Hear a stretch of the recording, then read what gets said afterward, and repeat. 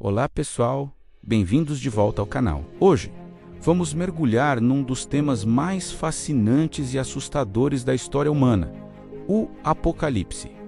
Mas o que realmente significa essa palavra? Será que é só sobre o fim do mundo, com fogo e destruição? Ou existe algo mais profundo por trás dessas histórias? A palavra Apocalipse vem do grego apokalipsis, que significa revelação ou desvelar. Originalmente, não se referia ao fim dos tempos, mas sim a uma revelação divina de segredos ocultos, geralmente sobre o futuro ou a natureza do universo. Ao longo dos séculos, essa ideia evoluiu e se popularizou como sinônimo do fim do mundo, principalmente através de textos religiosos. O livro mais famoso sobre o tema é, sem dúvida, o Apocalipse de João, o último livro do Novo Testamento na Bíblia. Escrito por volta do final do primeiro século, ele descreve visões proféticas repletas de imagens simbólicas. Os 4 cavaleiros, a besta, o número 666, e a batalha final entre o bem e o mal, o Armagedon. Essas imagens marcaram profundamente a cultura ocidental. Os 4 cavaleiros, por exemplo, representam a peste, a guerra, a fome e a morte. São metáforas poderosas para as calamidades que a humanidade sempre enfrentou. Mas não é só o cristianismo que tem a sua versão do fim dos tempos. Muitas outras culturas e religiões têm narrativas semelhantes. No judaísmo, por exemplo, fala-se na vinda de uma era messiânica, precedida por um período de grandes tribulações. No islamismo, o dia do juízo final, ou Yaum al-Qiyamah, é um pilar da fé, envolvendo sinais maiores e menores que anunciarão o seu advento, como o aparecimento do Dajjal, o anticristo islâmico. Na mitologia nórdica, temos o Ragnar, o destino dos deuses. É uma série de eventos cataclísmicos, incluindo uma grande batalha que resulta na morte de figuras importantes, como Odin, Thor e Loki, seguida pela submersão do mundo em água. No entanto, o Ragnar, não é um fim absoluto. Depois da destruição, o mundo renasce, verde e fértil, com um novo par de humanos, Lif e Liftrazir, para repovoar a Terra. Esta ideia de destruição e renascimento é um tema comum em muitas mitologias. No hinduísmo, o conceito de tempo é cíclico. O universo passa por ciclos de criação, preservação e destruição, conhecidos como yugas. Atualmente, acredita-se que estamos no Kali Yuga, a era da escuridão e do conflito, a última das 4 eras. No final do Kali Yuga, o deus Vishnu encarnará como Kalki, montado num cavalo branco para destruir o mal e dar início a um novo ciclo, o Satya Yuga, uma nova era de ouro. Até mesmo culturas antigas, como a dos maias, tinham as suas próprias visões. O famoso calendário maia, que muita gente interpretou erroneamente como uma previsão do fim do mundo em 2012.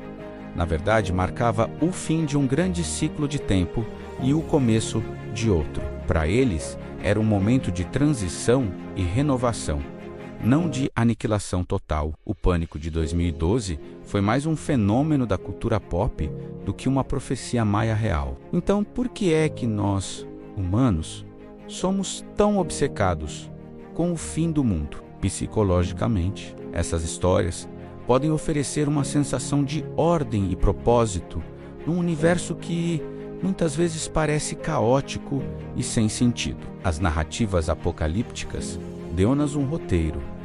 Há um começo, um meio e um fim claro. Elas prometem que, no final, a justiça prevalecerá, o mal será punido e o bem será recompensado. Isso pode ser muito reconfortante. Além disso, o medo do desconhecido, especialmente da morte, é uma constante humana. As histórias do Apocalipse dão uma forma a esse medo, transformando-o numa grande narrativa épica. É mais fácil lidar com um fim espetacular e com propósito do que com a ideia de um fim aleatório e sem significado. Na era moderna, as nossas ansiedades apocalípticas mudaram de foco. Em vez de cavaleiros e bestas, agora preocupamo-nos com ameaças bem reais e científicas. A Guerra Fria trouxe o medo da aniquilação nuclear, um apocalipse que nós mesmos poderíamos causar com o apertar de um botão. Filmes como Doutor Fantástico e O Dia Seguinte exploraram essa ansiedade de forma brilhante. Hoje, as nossas preocupações apocalípticas incluem as alterações climáticas, com o aumento do nível do mar,